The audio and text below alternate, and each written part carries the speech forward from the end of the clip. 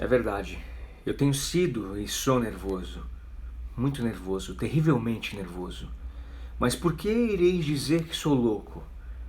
A enfermidade me aguçou os sentidos, não os destruiu, não os entorpeceu. Era penetrante, acima de tudo, o sentido da audição. Eu ouvia todas as coisas, no céu e na terra. Muitas coisas do inferno ouvia. Como então sou louco? Prestai atenção e observai quão lucidamente, quão calmamente vos posso contar toda a história. É impossível dizer como a ideia me penetrou primeiro no cérebro. Uma vez concebida, porém, ela me perseguiu dia e noite. Não havia motivo, não havia cólera. Eu gostava do velho. Ele nunca me fizera mal, nunca me insultara. Eu não desejava seu ouro, eu penso que era o olhar dele. Sim, era isso. Um de seus olhos se parecia com o de um abutre. Um olho cor azul pálido que sofria de catarata. O meu sangue se engerelava sempre que ele caía sobre assim e assim, pouco a pouco. Bem lentamente fui me decidindo a tirar a vida do velho e assim libertar-me daquele olho para sempre. Ora, aí é que está o problema. Imaginais que sou louco.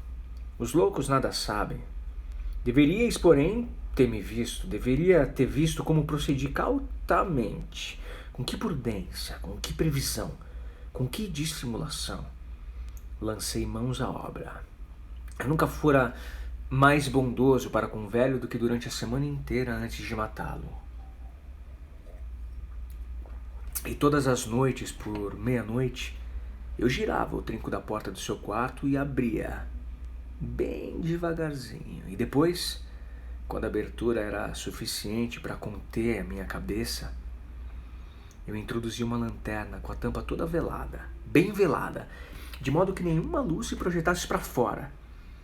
E em seguida enfiava a cabeça.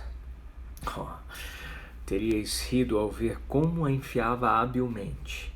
Movia lentamente, muito lentamente, a fim de não perturbar o sono do velho. Levava 1 hora para colocar a cabeça inteira além da abertura, até podê-lo ver ali, deitado na cama. Ah, um louco seria precavido assim? E depois quando a minha cabeça estava bem dentro do quarto, eu abri a tampa da lanterna cautelosamente, bem cautelosamente. Sim, cautelosamente, porque a dobradiça rangia. Abria só até permitir que apenas um débil raio de luz caísse sobre o olho do abutre. E isso eu fiz durante 7 longas noites. Sempre, precisamente, à meia-noite. E sempre encontrei o olho fechado.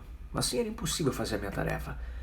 Porque não era o velho que me perturbava, mas o seu olho diabólico. E todas as manhãs, quando o dia raiava, eu penetrava atrevidamente no quarto e falava-lhe sem temor, chamando-o pelo nome com ternura e perguntando como havia passado a noite.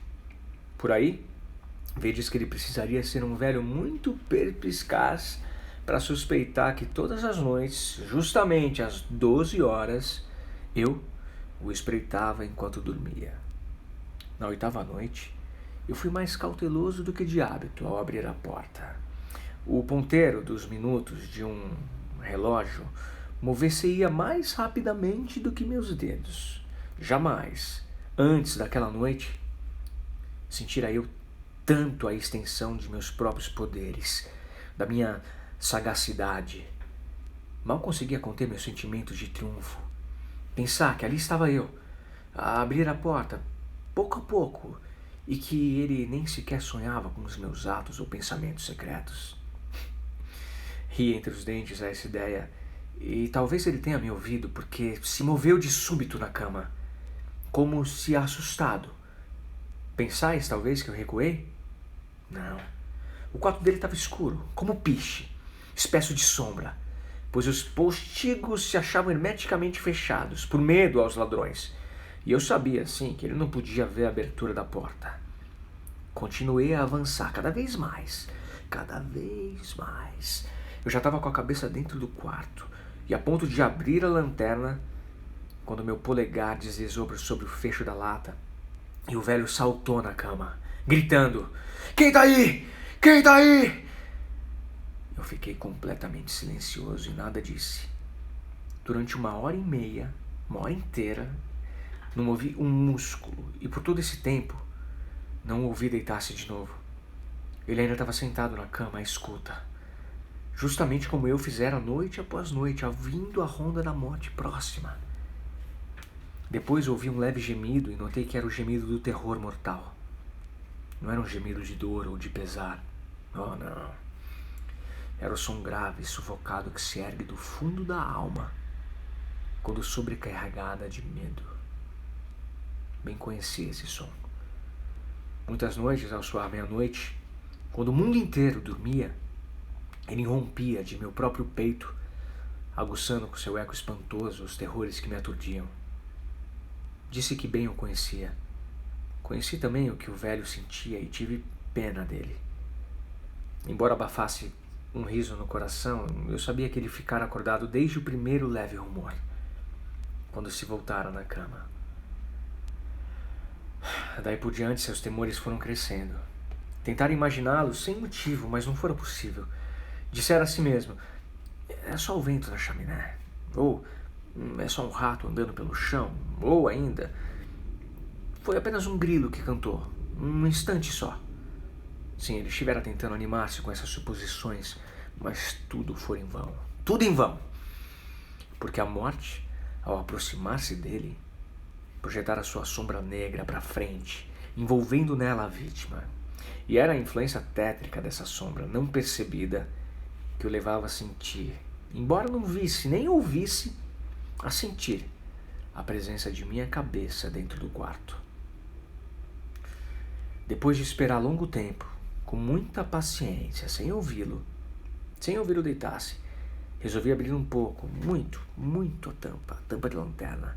Abri a poderes imaginar quão furtivamente, até que por fim um raio de luz apenas tênue como o fio de uma teia de aranha passou pela fenda e caiu sobre o olho de abutre. Ele estava aberto, todo completamente aberto, e ao contemplá-lo a minha fúria cresceu. Vi-o com perfeita clareza, todo de um azul desbotado, com uma horrível película a cobri-lo, o que me gelava até a medula dos ossos, mas eu não podia ver nada mais da face ou do corpo do velho, pois dirigia a luz como por instinto sobre o maldito lugar. Ora, não nos disse que apenas supera a acuidade dos sentidos aquilo que erradamente julgais loucura? Repito, pois, que chegou aos meus ouvidos um som baixo, monótono, rápido como o de um relógio, quando abafado em algodão. Igualmente eu bem sabia que som era o bater do coração do velho. Ele aumentava a fúria como o bater de um tambor estimula a coragem do soldado. Ainda aí, porém, refriei-me e fiquei quieto. Tentei manter fixamente, quanto eu pude, a réstia de luz sobre o olho do velho. Entretanto, o infernal tantando o coração aumentava. A cada instante ficava mais alto, mais rápido, mais alto, mais rápido. O terror do velho deve ter sido extremo. Cada vez mais alto, repito, a cada momento. Prestai-me bem atenção. Disse-vos que sou nervoso. Sou. Então, aquela hora morta da noite, o bater tão estranho excitou em mim um terror incontrolável. Contudo, há alguns minutos mais, dominei-me e consegui ficar quieto. Mas o bater era cada vez mais alto. Julguei que o coração ia arrebentar. E depois nova angústia me aferrou. O rumor poderia ser ouvido por um vizinho. A hora do velho tinha chegado. Com um alto berro, escancarei a lanterna e pulei para dentro do quarto. Ele guinchou mais uma vez só. Num instante arrastei-o para o soalho e virei a pesada cama sobre ele. Então sorri alegremente por ver a façanha realizada. Mas durante muitos minutos, o coração continuou a bater com um som surdo. Isso, porém, não me vexava, não seria ouvido através da parede. Afinal, cessou. O velho estava morto. Removi a cama e examinei o cadáver. Sim, era uma pedra, morto como uma pedra. Coloquei minha mão sobre o coração e ali mantive durante muitos minutos. Não havia pulsação, estava petrificado. Seus olhos não mais me perturbariam. Se ainda mais que sou louco, não mais o pensareis quando eu descrever as sábias precauções que tomei para ocultar o cadáver. A noite avançava e eu trabalhava apressadamente, porém em silêncio. Em primeiro lugar, eu esquartejei o corpo. Cortei-lhe a cabeça, os braços e as pernas. Arranquei depois 3 pranchas do soalho do quarto e coloquei tudo entre os vãos. Depois recoloquei as tábuas, com tamanha habilidade e perfeição que nenhum olhar humano, nem mesmo dele, poderia distinguir qualquer coisa suspeita. Nada havia a lavar, nem mancha de espécie alguma, nem marca de sangue. Fora demasiado prudente no evitá-las. Uma tina tinha recolhido tudo. Terminadas todas essas tarefas, eram 4 horas já. Mas ainda estava escuro, como se fosse meia-noite. Quando o sino soou a hora, bateram à porta da rua. Desci a abri-la de coração ligeiro, pois que tinha eu agora a temer? Entraram 3 homens que se apresentaram, com perfeita mansidão, como soldados de polícia. Foram ouvido o grito por um vizinho durante a noite. Despertara-se a suspeita de um crime. Tinha-se formulado uma denúncia à polícia, eles, soldados, tinham sido mandados para investigar. Sorri, pois que tinha eu a temer? Dei boas-vindas aos cavalheiros. O grito, disse eu, fora meu mesmo, em sonhos. O velho, relatei, estava ausente no interior. Levei meus visitantes a percorrer toda a casa. Pedi-lhes que dessem busca completa. Conduzi-os, afinal, ao quarto dele. Mostrei-lhe suas riquezas em seguranças intactas. No entusiasmo de minha confiança, trouxe cadeiras para os 4 e mostrei desejos de que eles ficassem ali para descansar de suas fadigas, enquanto eu mesmo, na desenfreada audácia de meu perfeito triunfo, colocava minha própria cadeira propriamente sobre o lugar onde repousava o cadáver da vítima. Os soldados ficaram satisfeitos. Minhas maneiras os haviam vencido. Sentia-me singularmente à vontade.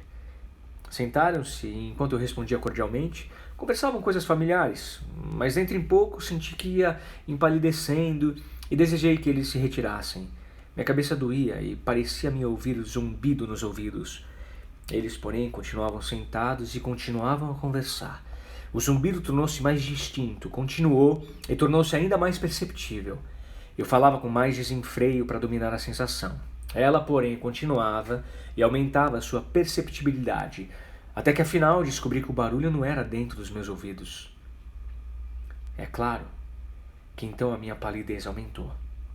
Mas eu falava ainda mais fluentemente e num tom de voz muito elevada. Não obstante, o som se avolumava. E que podia eu fazer? Era um som grave, monótono, rápido, muito semelhante ao de um relógio envolto em algodão. Respirava com dificuldade e, no entanto, os soldados não ouviram. Falei mais depressa ainda, com mais veemência.